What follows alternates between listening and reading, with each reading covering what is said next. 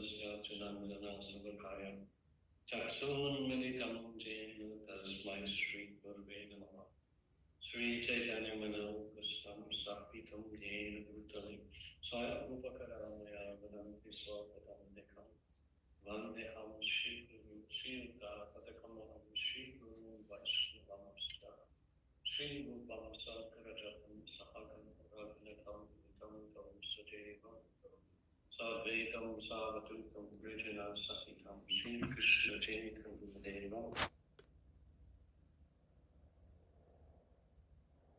Jayatam Suratam Pangvarmanda Matyakati Matsavasya Padam Mojo Praramanam Namo Krishna Prasthaya Bhutale Srimati Bhaktivedanta Swami Nityananda Namaste Saraswati Deva Gauravani Pachara Namaste Sunyavadi Paskachara Desatara.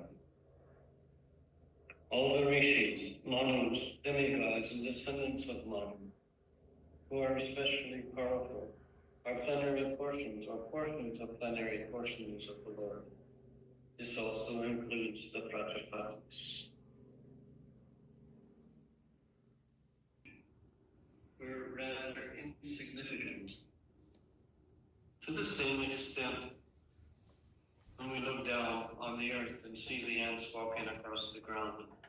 We're of the same category as those ants when compared to these other persons, these rishis, manus, demigods, and other descendants of Manu,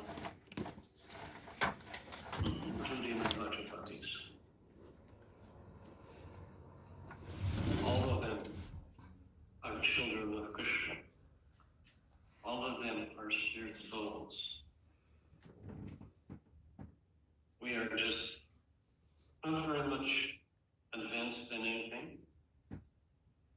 And the most that we can hope to have are 78% of the qualities that Krishna exhibits.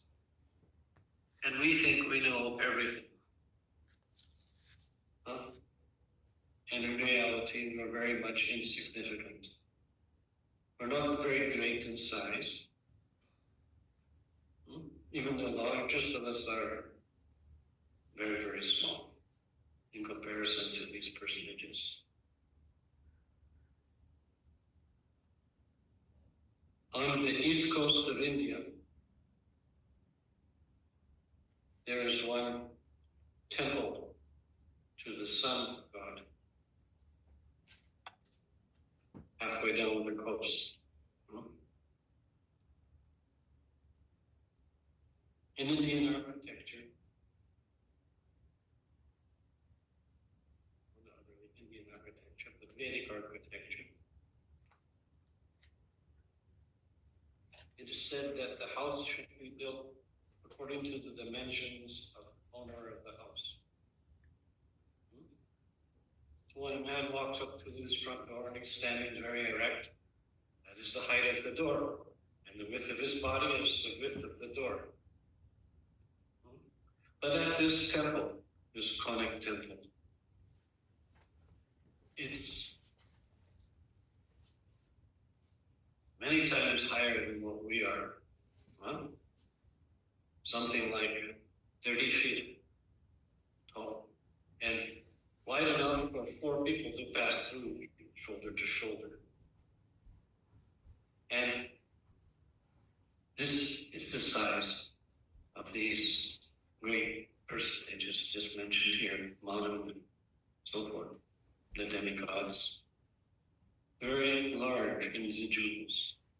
And they're very powerful, not just physically powerful, but capable of doing things that for us seem way beyond any even speculation of what we could do. Just like you see, Nardamuni is there flying through the sky. How can he do that? He doesn't even have any wings, but he's flying in the sky. Same thing with all these other personages. They have abilities far beyond ours. And still we think we're so powerful, so strong, so knowledgeable, all these things.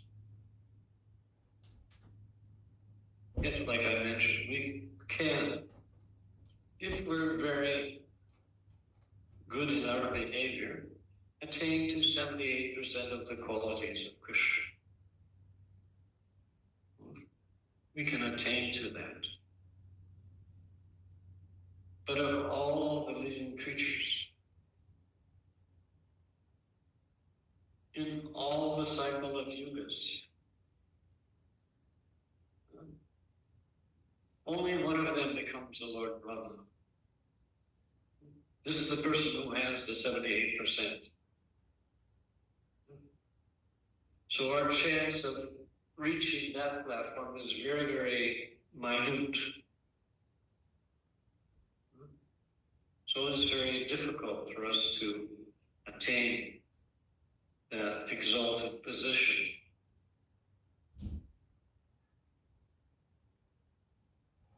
So what hope do we have? Whatever hope we have is due solely to the mercy of Guru and Krishna. By the mercy of this spiritual master, we may get the favor of Krishna. Without the grace of this spiritual master, we are nowhere. And most of us, even if we are born in India, have no chance of knowing Krishna. So what to speak of those who aren't born in India? Yet, somehow or other, we've gotten this opportunity to attain this exalted position.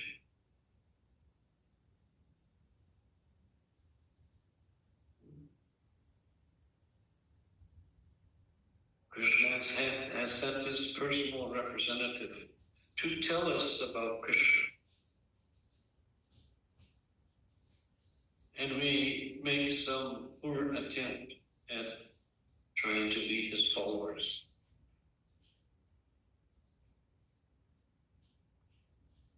After all, this is Kali Yuga, and we are children of Kali Yuga. We have all of the qualities of one who is a member of Kali Yuga. Our memory is very short. Our lifespan is very short.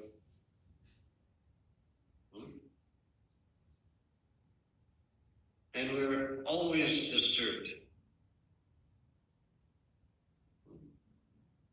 This is what the Bhagavatam tells us. Yet still, we've been placed in this very amazing position. We can go back home, back to Godhead at the end of this life. And there's two drawbacks, however.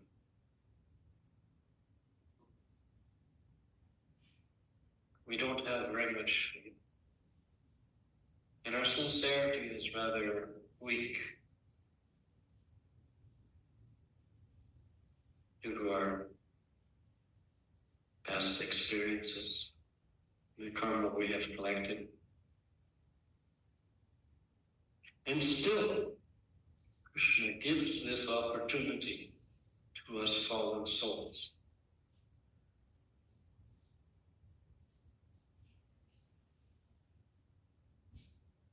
Nitai Swaram Krishna Das. We are eternal servants of Krishna.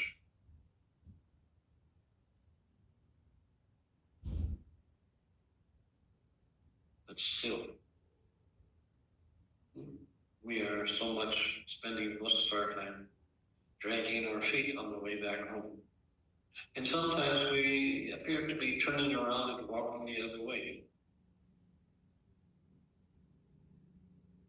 This is what it means when we don't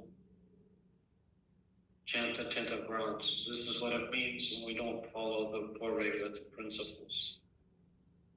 This is what it means when we don't follow the directions of the previous acharyas.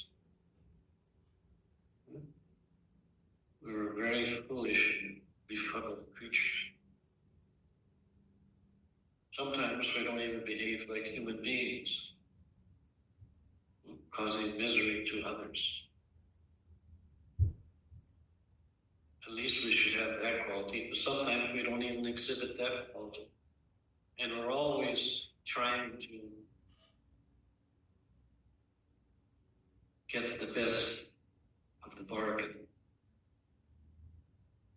Except for this bargain for the spiritual life, we're not really so much interested in it. It's just the possibility. It's very much beyond our perception. So Krishna has been so very kind to send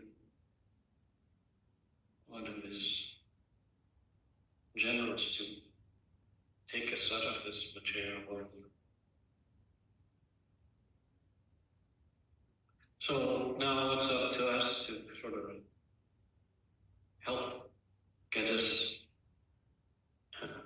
out of this muddy place.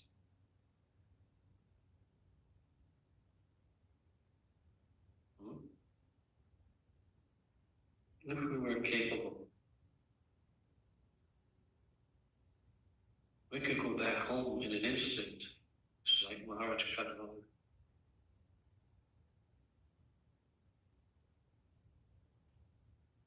But we're always, I'll do it tomorrow, or maybe next week, when I got the time. Our priorities are a little bit topsy-turvy. It's supposed to be, we have work at the base of the platform, and then we have family members above that, and then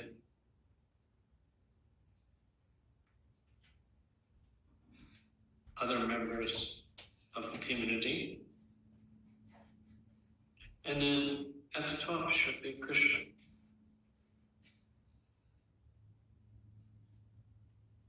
But we are all quite often turning it upside down, and Krishna is the last in the priority list instead of first. And sometimes the workload is more priority than anything else. Of course, above this workload is the desire to enjoy. This is where we're at. We're always busy trying to get the best of a bad bargain. I took birth in this material world, and I'm going to get as much out of it as I can. This is what we usually always are thinking. Maneuvering to be in the best position for pleasing the senses, whatever it takes. So we're ready to do that, but we're usually a little even lax in that department. Our determination is very weak. So by Krishna's mercy, we can get out. For Krishna to take us out of this material world, it doesn't take very much of our effort.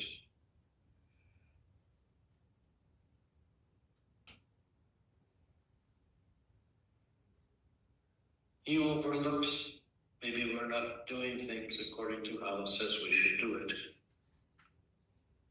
All he requires is that we have the desire to go back to Godhead. That's all it needs for Krishna to pay attention to us. And we take so much time ignoring what he's given to us already.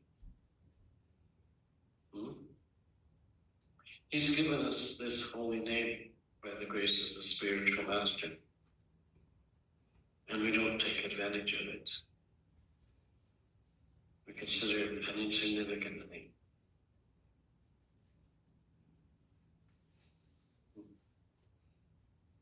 Priorities for chanting are not very high. We we spend a lot of time, trying to get those 16 rounds squeezed into the day. 2 here, 3 there, 4 over there, couple here and there, and it's 10 o'clock at night and we still got 8 more to go. Just see how much priority it is.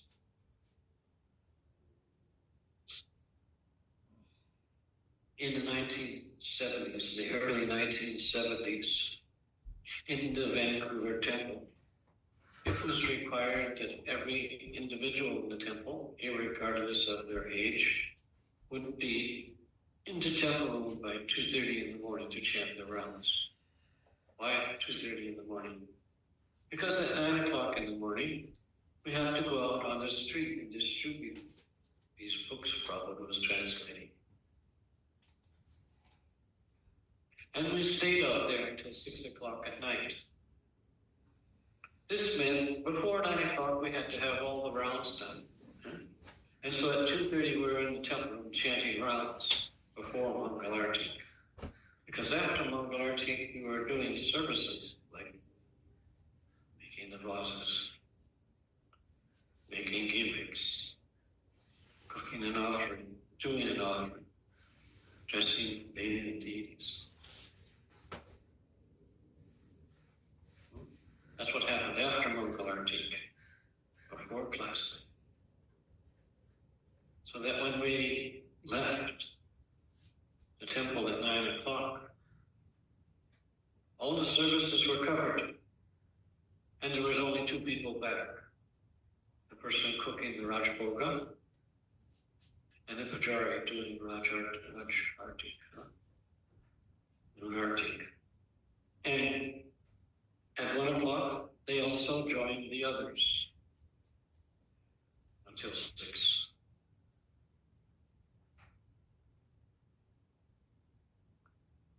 Lunch was taken in front of the art gallery by the devotee who was doing the cooking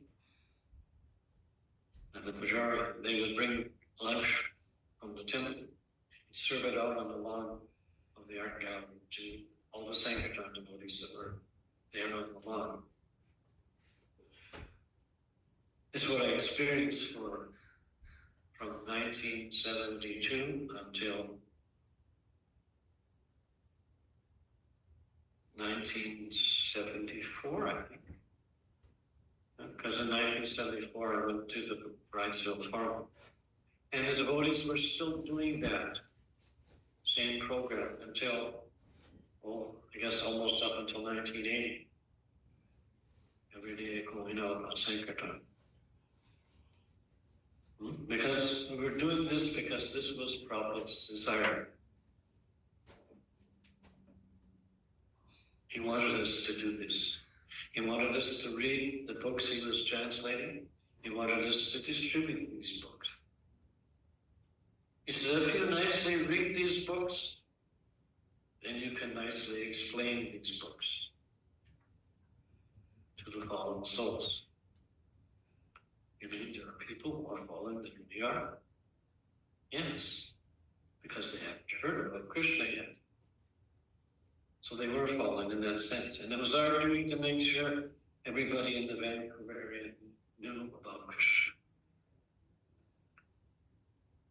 Even I know sometimes a traveling party would go to Port Moody or to Coquitlam or to Comox or any of the other surrounding communities.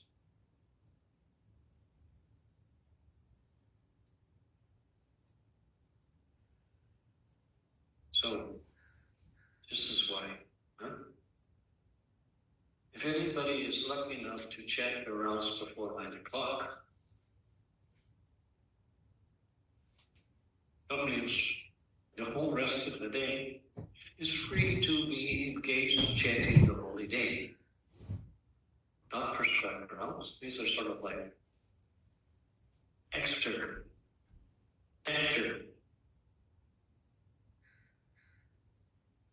But there we are. still with 8 rounds to go at 10 o'clock at night.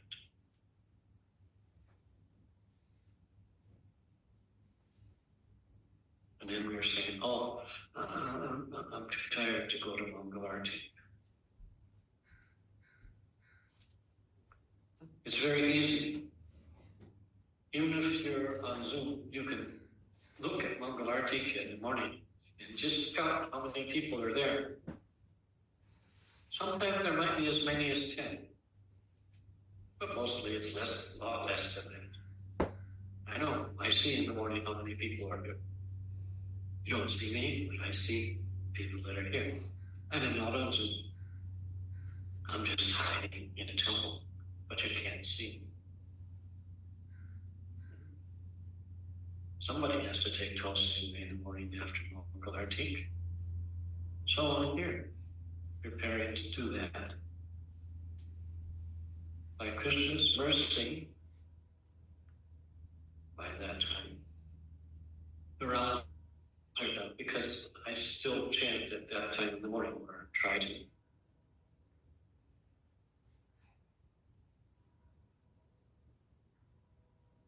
So this is what Krishna consciousness is like present time. It can be improved upon. There's always room for an improvement. And we should be always striving to improve what we're already doing. Whatever little service we've managed to eke out in our day. So it's very important that we do this chanting, and it's very important that we come and do some kind of seva,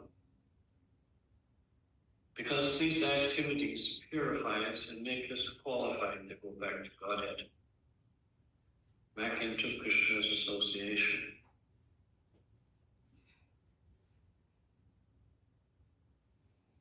By His mercy, we can go back home, back to Godhead. We just have to take advantage. Just like at one time, one of the devotees complained to Prabhupada. They were complaining about Tamal Krishna Maharaj.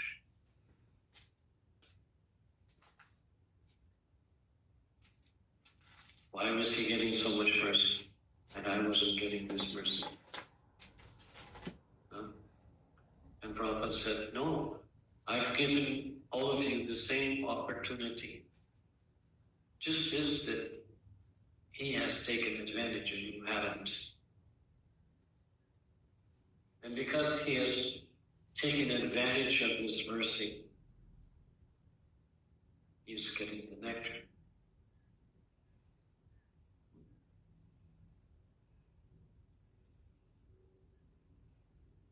In Haribhakta Vilas, this is sort of one of the major Gaudiya Vaishnava literatures. It says the quality of one's rounds and the habits he develops in chanting them are reflected in what one does in the day.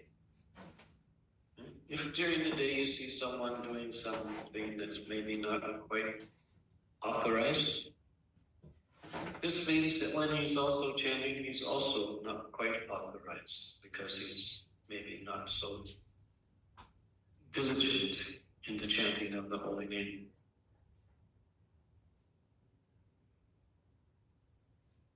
So it behooves us to try to improve our devotional consciousness.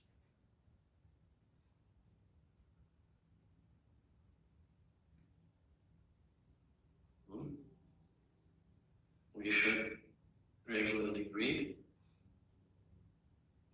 just like we regularly chant. And we should also set aside a certain part of the day to render some kind of devotional service, some means of pushing on this mission of Srila Prabhupada.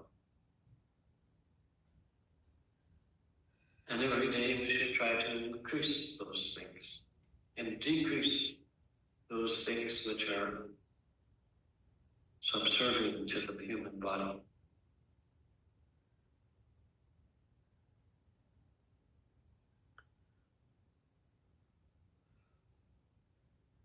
Krishna consciousness is simple for those who are faithful and sincere. And it's very difficult for those who are a little devious. So please, let us not be in the devious category. Nishayo Manavo Deva, Manoputra Mahajasa, Kalasarva Hare Deva, Sraja Patya Smrita.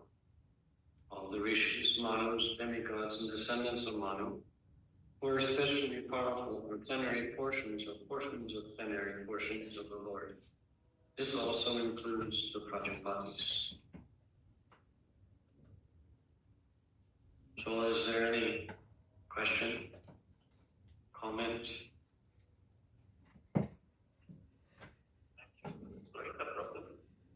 I think you were referring to the Sun Temple in the east side, the name is Konark, and near the, that's what you're calling it, near the Puri camp. It's the 36 or 40 kilometers from it. I do not know, but anyway. Thank you for that one. And you always talk about the Kali, the age will reduce, the people will live shorter. But according to my way of thinking, is our age is increasing because earlier I was thinking people were not even touching 60, but people are going up to 80. In the Shastra, it says that the lifespan of the human beings in Kali Yuga should be 100 years. How many people do you know get over 100 years? That's not quite true. That's not quite true. From my own experience, my maternal grandfather lived to be 98 years old. And his wife lived to be 94. My mother lived to be 93. Yeah, so all of them were over 90. How many people get to 90 in these days? Not very many. Most people are sort of, well,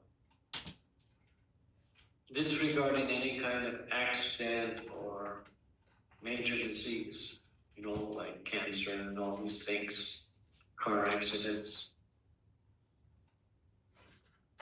If you don't count those, and you don't count the abortions and other things like that, because that's what they do when they are counting how long people are living. They're leaving out all those people that are killed by abortions. They're leaving out all those persons that die naturally from various different diseases. And if you include those in there, that total for, long lifespan drops significantly, because there's a lot of those individuals who sometimes don't even get a chance to breathe in this material world. If they don't put those people into the category, because they don't really count them unless they've taken a breath. But they should be counting them because they have the potential to just allow them to appear. They have the potential to, have that lifespan. So there are also records of people living much longer than that in various different literatures, like specifically in the Bible. It's mentioning about Methuselah lived thousands of years. And even in the Vedic literatures, it says that there are persons living in the Himalayas who were living during Satya Yuga, but they don't count those people either. Because that's all some story, some mystical thing. How could anyone possibly be living for more than 5,000 years? Yeah, so, there are those persons. So they leave out those persons who are living a very long time, and they're leaving out those persons who don't even take a breath, that because they, sort of stop their life very early. So I don't know what else. Anyone else in Zoom like to make some addition to this little lecture?